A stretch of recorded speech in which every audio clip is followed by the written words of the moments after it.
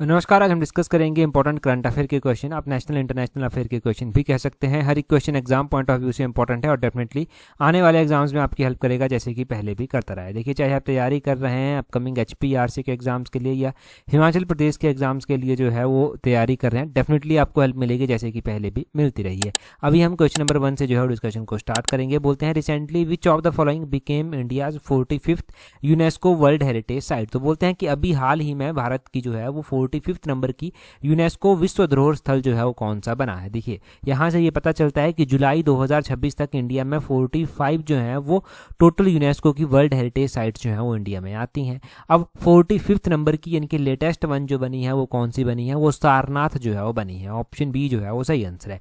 Question पूछने वाला ऐसे भी क्वेश्चन पूछ सकता है कि सारनाथ जो है वो अभी 45th नंबर की UNESCO world heritage site India की बनी है, ये कौन से स्टेट में जो है वो आती है। तो सारनाथ का ध्यान रखना है कि ये उत्तर प्रदेश में जो है वो आता है।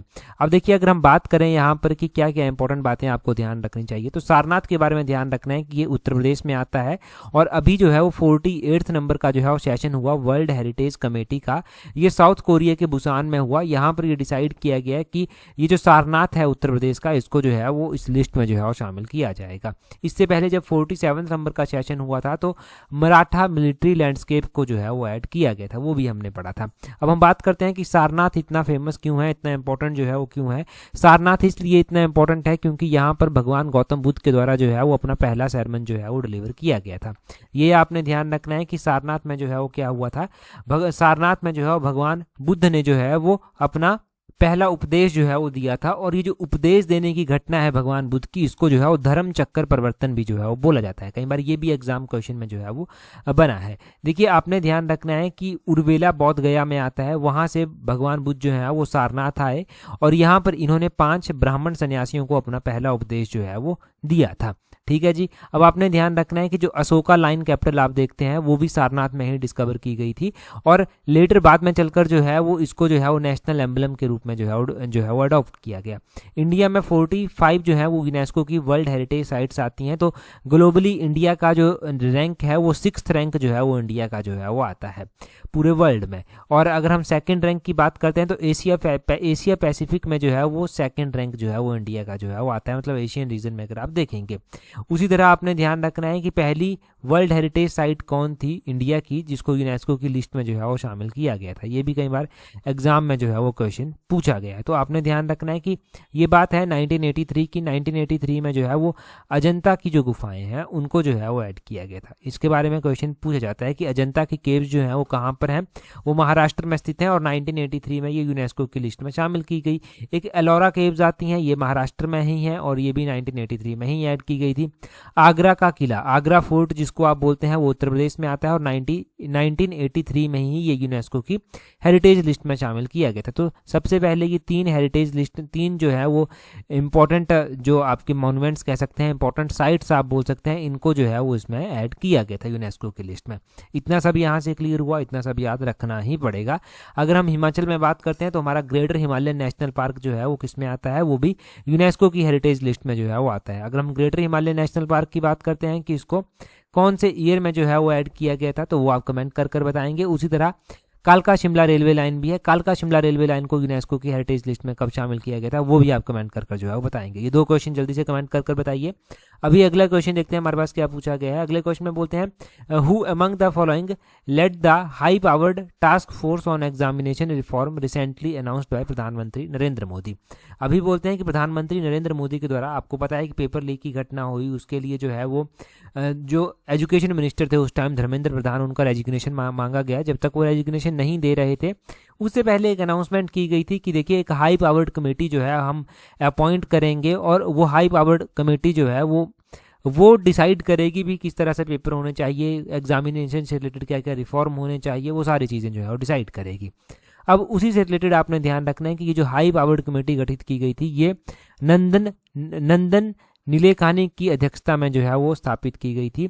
इससे पहले ये यूडाई के चेयरमैन भी रह चुके हैं, unique identification authority of India के चेयरमैन भी जो है ये रह चुके हैं। अब ये अकेले इसमें जो है वो नहीं है, जो ये कमेटी बनाई गई है वो इनकी अध्यक्षता में बनाई गई है। चेयरमैन तो ये होंगे, परंतु इसमें बाकी मेंबर भी जो है वो बनाए गए हैं। मेंबर इसमें जो है वो किस किस को जो है वो बनाया गया है, तो आपने ध्यान रखना है इसमें जो बाकी के मेंबर बनाए गए हैं, जैसे कि इसरो के पहले चेयरमैन, इससे पहले के चेयरमैन हुआ करते थे एस सोमनाथ, उनको बनाया गया है। इंटेलिजेंस ब्यूरो IB के जो डायरेक्टर हुआ करते थे तप्पन नेगी, उनको जो है वो बनाया गया है। IIT चेन्नई के डायरेक्टर V कामाकोटी को जो है वो बनाया गया है। इससे पहले फॉर्मर एजुकेशन सेक्रेटरी जो थे अनीता कारवाल, उनको जो है वो बनाया गया है। तो ये बाकी 4 जो है वो मेंबर भी इसमें जो है वो बनाए गए हैं। ये जो नंदन नीलकेनी है, इनका रोल जो है वो आधार फॉर्मेशन में भी जो है वो बहुत इंपॉर्टेंट रहा है। मनमोहन सिंह की सरकार उस टाइम हुआ करती थी और इनको जो है वो इसलिए अपॉइंट किया गया था कि ये आधार के बारे में इस तरह से अपनी चर्चा जो है वो करें, मतलब इस तरह से कोई फॉर्मेट लाने की बात करें। तो उस टाइम से इनकी अध्यक्षता में ही जो है ये सारी चीज़ें हुई थी और बाद में चलकर ये यूडाई के चेयरमैन भी जो है वो बने। ठीक है जी, तो ये सारी चीज़ें आपने ध्यान रखनी है कि किस किस को जो है वो मेंबर बनाया गया है, कौन जो है वो चेयरमैन है, किसके द्वारा ये कमेटी बनाई गई, प्रधानमंत्री नरेंद्र मोदी के द्वारा जो है वो बनाई गई। अभी तो इसके ऊपर कानून भी जो है वो आ चुका है। कानून जो है वो क्या बोलता है, कई बार ऐसे क्वेश्चंस पूछ लिए जाते हैं कि इस कानून में जो है वो क्या बात की गई है। तो आपने ध्यान रखना है कि इस कानून में जो है ये बात की गई है कि जो परीक्षा में गड़बड़ी करता पाया गया उसको 10 साल तक की जो है वो जेल हो सकती है। 10 साल तक की जेल मतलब ये नहीं कि कोई भी पकड़ा गया तो उसको सीधा 10 साल की जेल हो जाएगी। मैक्सिमम 10 साल तक की जेल जो है वो हो सकती है और 50 लाख से लेकर जो है वो उसको 10 करोड़ रुपए तक का जुर्माना भी जो है वो देना पड़ सकता है। ये प्रावधान जो है वो किया गया, पहले लोकसभा से पास हुआ, फिर राज्यसभा में गया, फिर प्रेसिडेंट से जो है वो इसको जो है वो अनुमति जो है वो मिलेगी। वो पूरी प्रोसेस जो है वो चलेगी जो एक बिल की जो है वो चलती है। ठीक है जी, तो ये सब आपने ध्यान रखना है पेपर लीक के बारे में भी, हाई पावर्ड कमेटी के बारे में भी। अगला क्वेश्चन देखिए क्या बोलते हैं what is the official mascot of 2026 Commonwealth games. तो 2026 की कॉमनवेल्थ गेम्स के बारे में क्वेश्चन पूछा गया है कि 2026 की जो कॉमनवेल्थ गेम्स हुई उनका जो है हो रही हैं, उनका जो है वो मास्कट क्या है। अगर हम बात कर रहे हैं कॉमनवेल्थ गेम्स की तो आपको पता होना चाहिए कि ये कॉमनवेल्थ गेम्स हो कहाँ पर रही हैं। तो ये ग्लासगो में हो रही हैं। कंट्री की बात करें तो स्कॉटलैंड में जो है ये हो रही हैं। अब स्कॉटलैंड में ये हो रही हैं, इनका जो मस्कट है वो क्या है। मस्कट भी आपने ध्यान रखना है कि इनका जो मस्कट है, इसका जो मस्कट है उसका नाम जो है वो फिनी मस्कट इसका नाम रखा गया है। ऑप्शन सी सही आंसर है। एक बार इंटरनेट पर खुद जाकर सर्च करना फिनी किस तरह से दिखता है, तब आपको ये याद रहेगा और एग्जाम में जब भी पूछा जाएगा तब आप नहीं भूलेंगे। देखिए अभी तो कॉमनवेल्थ गेम्स जो है वो चली हुई हैं, तो अभी अलग अलग मेडल जो हैं वो जीते जा रहे हैं, परंतु प्रॉपर एक लिस्ट जो आएगी वो जब ये कॉमनवेल्थ गेम्स खत्म हो जाएंगी तब ये एक प्रॉपर लिस्ट जो है वो आएगी। तब हम पढ़ेंगे कि किस कंट्री के द्वारा कितने मेडल जीते गए, इंडिया के द्वारा कितने मेडल जीते गए। अभी तो प्रोसेस चली हुई है, परंतु अगर आप न्यूज़पेपर पढ़ते हैं तो ज़रूर इन चीज़ों के साथ जो है वो जुड़े रहें, क्योंकि ये ज़रूरी है हर एक का नाम याद भी रह जाए आपको। जितने नाम एटलीस्ट याद रख सकते हैं उतने तो याद रखें ही। हम बात करते हैं कि कॉमनवेल्थ गेम्स जो है वो हुई। अब कॉमनवेल्थ गेम्स में जो है वो क्या है, कॉमनवेल्थ गेम्स में जो है वो जब ओपनिंग सेरेमनी इनकी जो है वो होती है तो ओपनिंग सेरेमनी में जो है वो फ्लैग बीरर जो है वो होते हैं। इंडिया की तरफ से फ्लैग बीरर जो है वो कौन था, ये भी हमने क्वेश्चन इससे पिछली बार जो है वो पढ़ा है। तो इंडिया की तरफ से मीराबाई चानू और लोवलीना बोरगोहियान को जो है वो फ्लैग बीरर जो है वो बनाया गया था। एक तो मीराबाई चानू थी, एक लवलीना बोरगोहेन थी, इनको जो है वो क्या बनाया गया था, इनको जो है वो फ्लैग बीरर का नेतृत्व जो है वो दिया गया था। अब क्लोजिंग सेरेमनी होगी तब भी जो है वो होते हैं, परंतु वो उस टाइम जो है वो हम पढ़ लेंगे।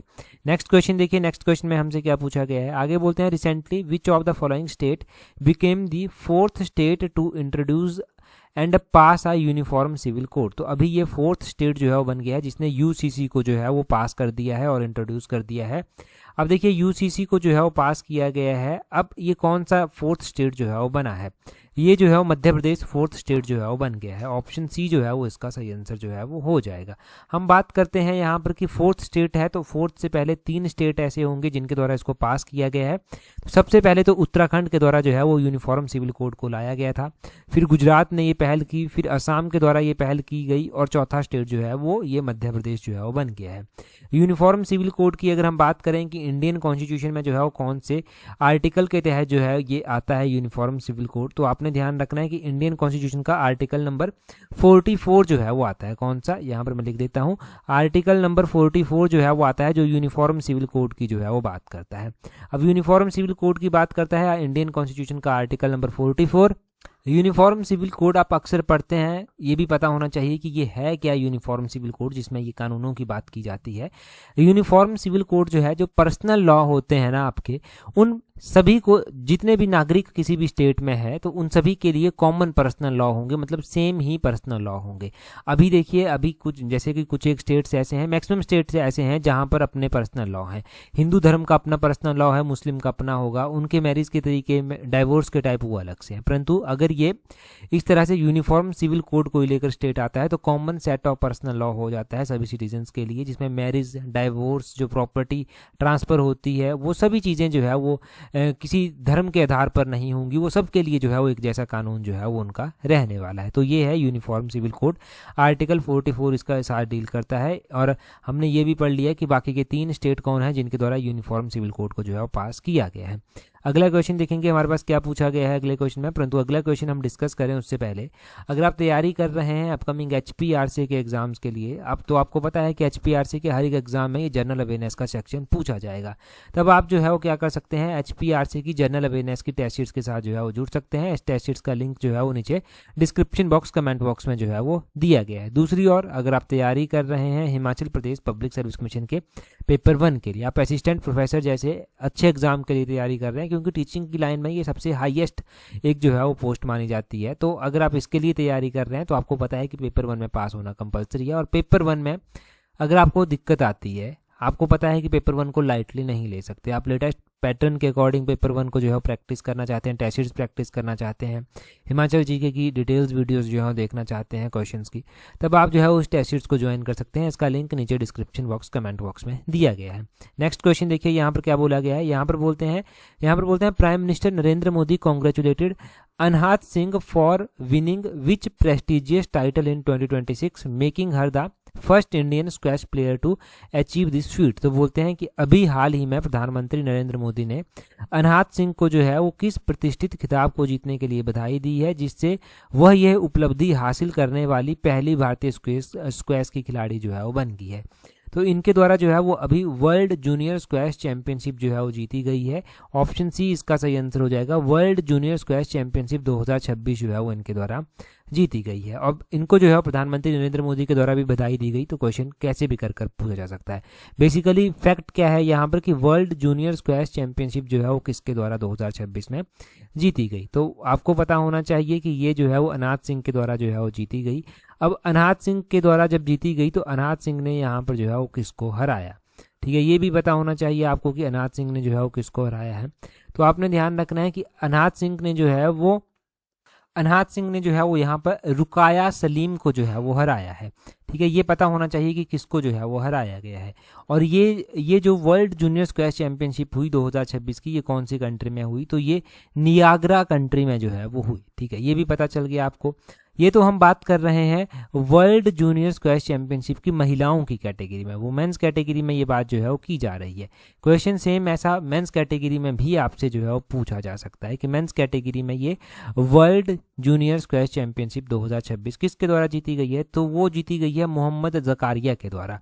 मोहम्मद जकारिया के द्वारा जो है वो जीती गई है। और मोहम्मद जकारिया जो है वो इजिप्ट के प्लेयर हैं जिनके द्वारा ये जीती गई है। ठीक है जी, तो ये आपको पता चल गया मेंस कैटेगरी में भी, वुमेन्स कैटेगरी में भी। क्वेश्चन कैसे भी कर पूछा जाए, दोनों तरफ से आपका क्वेश्चन जो है वो सही होना चाहिए। अगला क्वेश्चन देखिए क्या बोलते हैं India's first AI powered bird sanctuary is being developed eight which of the following location. तो इंडिया की पहली AI यानी कि artificial intelligence powered bird sanctuary जो है वो अभी डेवलप की जा रही है। तो ये जो है वो डेवलप की गई, तो ये कहाँ पर की जा रही है, तो ये जो है वो की जा रही है Thane creek flamingo sanctuary Maharashtra वाली। ऑप्शन सी जो है वो इसका सही आंसर हो जाएगा। महाराष्ट्र की ये थाने क्रीक फ्लेमिंगो सेंचुरी जो है वो है। अगर हम बात करते हैं यहाँ पर, हम इंपॉर्टेंट सेंचुरीज की बात कर लें, चाहे हम यहाँ पर जो है वो ये भी बात कर सकते हैं कि इंडिया में अभी तक टोटल कितनी रामसार साइट्स जो हैं वो आती हैं। हम अक्सर इसके बारे में जो है वो पढ़ते रहते हैं कि इंडिया में जो है वो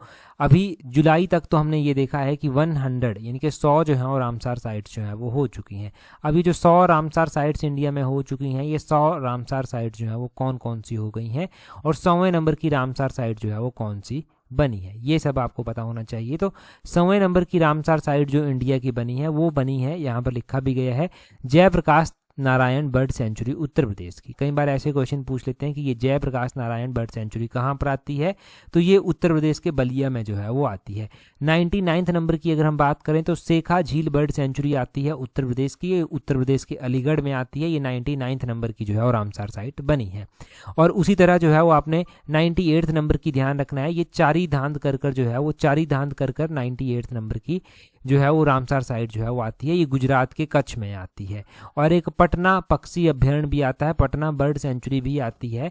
पटना नाम सुनकर ये लगता है कि ये बिहार में जो है वो होगा, तो ये बिहार में नहीं है। पटना बर्ड सेंचुरी जो है वो कहाँ पर है, पटना बर्ड सेंचुरी का आपने ध्यान रखना है कि पटना बर्ड सेंचुरी जो है वो उत्तर प्रदेश में आती है, उत्तर प्रदेश के एटा में जो है ये आती है। तो इतना सब आप इन बर्ड सेंचुरी के बारे में ध्यान रखिए। यहाँ से कुछ भी क्वेश्चन पूछा जाए आपका आंसर सही होना चाहिए। अगला क्वेश्चन हम देखेंगे हमारे पास क्या पूछा गया है। यहाँ पर national family health survey number 6 की बात जो है वो की गई है। हम पहले भी national family health survey number 6 की बात जो है वो कर चुके हैं। यहाँ पर बोलते हैं according to the latest national family health survey 6 what is India's total fertility rate. तो बोलते हैं कि नेशनल फैमिली हेल्थ सर्वे के अकॉर्डिंग इंडिया का जो टोटल फर्टिलिटी रेट है वो कितना है।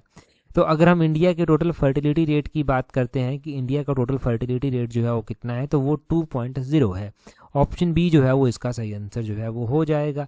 ये कितना है, ये 2.0 है, ये आपको पता चल गया। नेशनल फैमिली हेल्थ सर्वे के national family health survey number 6 के अकॉर्डिंग क्या कुछ और भी क्वेश्चन जो है वो बन सकते हैं? अगर बन सकते हैं तो क्या क्या क्वेश्चन जो है वो यहाँ पर बन सकते हैं? आपने ध्यान रखना है कि अभी देखिए जब भी हम नेशनल फैमिली हेल्थ सर्वे की बात करते हैं, कुछ ऐसा डाटा पढ़ते हैं, तो कुछ एक बेसिक टर्म आपको पता होनी चाहिए। जैसे कि एक स्टंटिंग टर्म जो है वो इस्तेमाल की जाती है। ये स्टंटिंग होता क्या है? स्टंटिंग का मतलब है लो हाइट फॉर एज, यानी कि एज के अकॉर्डिंग जो है वो हाइट जो है वो क्या है, कम है। एक जो है वो वास्टिंग टर्म जो है वो होती है। ये वास्टिंग टर्म जो है वो क्या होती है? तो वास्टिंग का आपने ध्यान रखना है टू थिन फॉर हाइट, मतलब हाइट के अकॉर्डिंग वेट नहीं है, तो हाइट के अकॉर्डिंग बहुत पतला है कोई, तो उसको वास्टिंग का शिकार जो है वो बोल देते हैं। तो इसके ऊपर भी जो है वो डाटा जारी किया जाता है। अक्सर जो क्वेश्चन पूछा जाता है, जहां तक मुझे ध्यान है, तो शायद ये क्वेश्चन किसी एग्जाम में पूछा भी जा चुका है। अगर नहीं भी पूछा गया होगा तब भी जो है वो ये इंपॉर्टेंट है, और ये बड़े बड़े चांसेस हैं कि ये क्वेश्चन पक्का एग्जाम में पूछा जाएगा टोटल फर्टिलिटी रेट का, और वो भी national family health survey number 6 के अकॉर्डिंग। अभी तक जो हम डाटा पढ़ते आए हैं, हम अपने इकोनॉमिक सर्वे में पढ़ते हैं हिमाचल का डाटा, तो वो हम national family health survey number 5 का ही डाटा अभी तक हम पढ़ते हैं। ठीक है जी, अगला क्वेश्चन देखिए क्या पूछा गया है। अगले क्वेश्चन में बोलते हैं recently India launched an electrical boat pilot project on Ganga river in which city of Uttar Pradesh. तो बोलते हैं कि हाल ही में भारत ने उत्तर प्रदेश के किस शहर में गंगा नदी पर एक इलेक्ट्रिकल बोट पायलट परियोजना जो है वो शुरू की है। तो अभी हाल ही में भारत ने जो है वो उत्तर प्रदेश के वाराणसी में, ये ऑप्शन सी सही आंसर हो जाएगा, उत्तर प्रदेश के वाराणसी शहर में जो है वो गंगा नदी पर इलेक्ट्रिक बोट पायलट परियोजना जो है वो स्टार्ट की है। ये रैंडम क्वेश्चन है, HPRC ऐसे क्वेश्चन ज़्यादा पूछ रहा है, तब हम इस तरह के क्वेश्चन ज़्यादा डिस्कस कर रहे हैं। हम यहाँ से क्या इंपॉर्टेंट डाटा जो है वो जान सकते हैं, जो एग्जाम पॉइंट ऑफ व्यू से, हमारे GK पॉइंट ऑफ व्यू से भी इंपॉर्टेंट रहेगा, और थोड़ा सा रिवीजन भी जो है वो हो जाएगा। हमारे पास इंडिया के अलग अलग शहर आते हैं, कौन सा शहर कौन सी नदी के किनारे जो है वो स्थित है, एक ये क्वेश्चन जो है वो पूछा जाता है। अब आपने क्या ध्यान रखना है कि कौन सा शहर किस नदी के किनारे जो है वो स्थित है। तो यहाँ पर ध्यान रखें, जैसे कि ऑप्शन में कानपुर दिया गया है, कानपुर जो है वो गंगा नदी के किनारे ही जो है वो आता है। लखनऊ दिया गया है ऑप्शन में, तो लखनऊ जो है वो गोमती नदी के किनारे जो है वो स्थित है। प्रयागराज यहाँ पर जो है वो दिया गया है, तो प्रयागराज का आपको पता होना चाहिए कि प्रयागराज जो है वो कौन सी नदी के किनारे स्थित है। तो यहाँ पर गंगा, यमुना और सरस्वती 3 नदियाँ मिलती हैं, तभी इसको त्रिवेणी संगम भी जो है वो बोला जाता है। ये क्वेश्चन ज़्यादा हम उस टाइम पढ़ते थे जब कुंभ का टाइम चला था, तब ज़्यादा पढ़ा जाता था। पटना जो है वो कौन सी नदी के किनारे आता है, तो वो गंगा नदी के किनारे जो है वो आता है। वेस्ट बंगाल का जो कलकत्ता शहर है वो कौन सी नदी के किनारे आता है, तो वो फेमस हुगली नदी के किनारे जो है वो आता है। अयोध्या कौन सी नदी के किनारे आता है, तो अयोध्या सरयू नदी के किनारे जो है वो आता है। अहमदाबाद कौन सी नदी के किनारे आता है, तो अहमदाबाद से होकर जो नदी गुजरती है वो साबरमती नदी जो है वो यहाँ से होकर गुजरती है। और उसी तरह जो है वो हरिद्वार आपको पता है गंगा नदी के किनारे स्थित है। बद्रीनाथ आपको पता है अलकनंदा नदी के किनारे स्थित है। और गोवा का पणजी जो है वो कौन सी नदी के किनारे स्थित है, तो ये मांडवी नदी के किनारे जो है वो स्थित है। तो इस तरह से ये बहुत सारी नदियां हैं, लिस्ट तो बहुत लंबी है, इंपॉर्टेंट वन हमने जो है वो रिवाइज कर ली, ये इंपॉर्टेंट वन याद भी रखने की कोशिश करें, ये याद रह जाती हैं, 2-4 बार जब रिवाइज करेंगे तब ये ऑटोमेटिकली याद भी रह जाती हैं। अगला क्वेश्चन देखिए, बोलते हैं recently in which city BRICS ministerial meeting on disaster risk reduction hosted by India. तो पहले तो ध्यान रखें कि ब्रिक्स की जो मिनिस्टरों की मीटिंग हुई डिजास्टर रिस्क रिडक्शन के ऊपर, वो होस्ट की गई इंडिया के द्वारा। अब इंडिया के द्वारा जो है ये कहाँ पर होस्ट जो है वो की गई, क्वेश्चन तो ये है। इंडिया के द्वारा जो है वो इसको होस्ट किया गया, और इंडिया के द्वारा जो है वो इसको न्यू दिल्ली में जो है वो होस्ट किया गया। कहाँ पर? न्यू दिल्ली में होस्ट किया गया, तो इसका जो है वो ऑप्शन डी जो है वो सही आंसर हो जाएगा।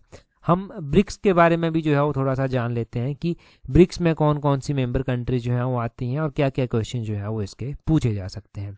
ब्रिक्स में अभी तो 11 मेंबर कंट्रीज जो है वो हो चुकी हैं, परंतु वैसे BRICS कर ये बनता था। BRICS में B stand for Brazil, R stand for Russia, I stand for India, C stand for China, और S बड़ा ही कंफ्यूज करता था, जिसके ऊपर ज़्यादा क्वेश्चन पूछते थे। तो ये जो है वो साउथ अफ्रीका को जो है वो रिप्रेजेंट करता था। परंतु अभी इसमें जो नई कंट्रीज जुड़ चुकी हैं वो कौन कौन सी नई कंट्रीज जो है वो जुड़ चुकी हैं, आपने ध्यान रखना है कि एक इसमें इजिप्ट जुड़ चुका है, इथोपिया इसमें जो है वो जुड़ चुका है, इंडोनेशिया इसमें जुड़ चुका है, ईरान जो है वो इसमें जुड़ चुका है, सऊदी अरबिया इसमें जुड़ चुका है, और यूनाइटेड अरब एमिरेट्स भी जो है वो इसमें जुड़ चुका है। तो 5 कंट्री तो हमने ये पढ़ी, 6 और कंट्रीज जो हैं वो इसमें जुड़ चुकी हैं। तो टोटल 11 कंट्रीज जो हैं वो ब्रिक्स में जुड़ चुकी हैं, ये आपको पता चल गया। ब्रिक्स की बात करते हैं कि जब ये स्थापित किया गया था तो ये ब्रिक के रूप में, BRIC के रूप में जो है वो स्थापित किया गया था। और BRIC के रूप में जो है ये स्थापित जो किया गया था, इसकी पहली समिट लगभग 2009 के करीब जो है वो हुई थी, और इसी को इनॉग्रल समिट भी जो है वो इसका बोला गया। ये रशिया में जो था वो हुई थी। बाद में चलकर साउथ अफ्रीका को भी 2010 के करीब जो है वो इसमें अटेंड जो है वो ऐड किया गया, और साउथ अफ्रीका ने जो है वो तीसरी समिट अटेंड की थी बाद में चलकर 2011 में। फिर 2024 में जो है वो Egypt, Ethiopia, Iran, Saudi Arabia, UAE इसके फुल टाइम मेंबर जो है वो बन गए। इंडोनेशिया ने इसको जनवरी 2025 में जो है वो फिर ज्वाइन किया। तो इस तरह से टोटल 11 कंट्रीज जो है वो इसमें जो है वो हो गई। तो ये आपने जो है वो सारा ब्रिक्स का डाटा जो है वो ध्यान रखना है, ऐसे क्वेश्चंस भी अक्सर HPRCA पूछ लेता है। ठीक है जी। ऐसे ही अगर हम अलग अलग इंटरनेशनल ऑर्गेनाइजेशन के बारे में बात करते हैं तो SCO के ऊपर भी क्वेश्चन पूछा जाता है। SCO का पूरा नाम है संघाई कोऑपरेशन ऑर्गेनाइजेशन। तो संघाई कोऑपरेशन ऑर्गेनाइजेशन जो ये है ना, ये कब स्थापित जो है वो किया गया, इसको लगभग 2001 में जो है वो SCO की स्थापना की गई, परंतु उस टाइम इंडिया इसका मेंबर जो है वो नहीं हुआ करता था। इंडिया कौन से ईयर में इसका मेंबर जो है वो बना था? तो इंडिया 2017 में इसका मेंबर जो है वो बना था। इंडिया के साथ साथ उस टाइम पाकिस्तान भी जो है वो SCO का मेंबर जो है वो बना था। और आपने ध्यान रखना है उसके बाद भी इसमें क्या मेंबर ऐड किए गए? हाँ, 2023 में ईरान को ऐड किया गया, और 2024 में जो है वो बेलारूस को जो है वो SCO में जो है वो ऐड किया गया था। वैसे ही हमने जो है वो पिछले कल करंट अफेयर में G7 के बारे में भी जो है वो पढ़ा था, ग्रुप ऑफ 7 मेंबर्स के बारे में भी जो है वो पढ़ा था। G7 में कौन कौन सी मेंबर कंट्रीज जो है वो आती हैं। तो इसमें आपने ध्यान रखना है कि G7 में जो कंट्रीज आती हैं वो टोटल 7 कंट्रीज आती हैं, जिसमें जो है वो एक जापान जो है वो आती है, इटली जो है वो आती है, C जो है वो कनाडा जो है वो आती है, E से इंग्लैंड यानी कि यूनाइटेड किंगडम जो है वो बनता है, और ऐसे ही जो है वो G से जर्मनी बनता है, और F से फ्रांस बनता है। तो ये जूस गर्लफ्रेंड कर आपने इस तरह से ट्रिक भी याद रखनी है इन कंट्रीज को याद करने की, इन मेंबर कंट्रीज को जो है वो याद करने की। तो ये टोटल 7 कंट्रीज जो हैं वो यहाँ पर आती हैं। 7 के बारे में आपको पता चल गया। अभी G7 की समिट भी हुई 2026 में। जो G7 की समिट हुई वो किसके द्वारा जो है वो उसको होस्ट किया गया? तो G7 की समिट को जो है वो आपने ध्यान रखना है कि हमने पढ़ा था कि फ्रांस के द्वारा जो है वो होस्ट किया गया था। तो इसके ऊपर भी क्वेश्चन जो है वो बन सकता है। हमने यहाँ से 3 महत्वपूर्ण ऑर्गेनाइजेशन के बारे में जान लिया, ब्रिक्स के बारे में हमने जान लिया, SCO के बारे में हमने जान लिया, और G7 के बारे में हमने जान लिया। तो इतना काफ़ी है। अगला क्वेश्चन देखिए, काफ़ी इंपॉर्टेंट है अगला क्वेश्चन भी, परंतु अगला क्वेश्चन हम डिस्कस करें उससे पहले देखिए, अगर आप तैयारी कर रहे हैं अपकमिंग पटवारी के एग्जाम के लिए, पंचायत सेक्रेटरी के एग्जाम के लिए, और एक ही स्लॉट से इन दोनों एग्जाम की तैयारी करना चाहते हैं, तो आप स्लॉट 4 में अभी जुड़ सकते हैं टाइमली। अगर आप तैयारी जूनियर ऑफिस असिस्टेंट IT के एग्जाम के लिए कर रहे हैं, JOIT के एग्जाम के लिए कर रहे हैं, तब आप JOIT की टेस्ट शीट्स के साथ जुड़ सकते हैं, और एज पर सिलेबस इसकी टेस्ट शीट्स को जो है प्रैक्टिस कर सकते हैं। क्वेश्चन देखिए, बोलते हैं विच of the following country won the 2026 FIFA world cup. तो 2026 का फीफा वर्ल्ड कप जो है वो हुआ। अब बोलते हैं कि किस कंट्री के द्वारा जो है ये जीता गया। अब किस कंट्री ने ये जीता है, 4 ऑप्शंस आपके पास दिए गए हैं, अपना आंसर आप कमेंट कर कर बताएंगे। इससे पिछला जो एडिशन था ना करंट अफेयर्स का, उसमें हमने ये पहला ही क्वेश्चन डिस्कस किया है और कौन सी कंट्री ने ये जीता है वो भी बताया गया है, और इस जीतने वाली कंट्री ने किसको हराया है वो भी हमने जो है वो पढ़ा है। तो जल्दी से कमेंट कर कर आप अपना आंसर बताइए। टेलीग्राम पर अगर आपने अभी भी हमें ज्वाइन नहीं किया है तो टेलीग्राम पर ज्वाइन करने के लिए अपने टेलीग्राम से @allexam31 करके सर्च करना, आपको हमारा टेलीग्राम चैनल जो है वो मिल जाएगा। आज की इस वीडियो में इतना ही है। That's all for today. Thank you very much for watching and listening it very patience.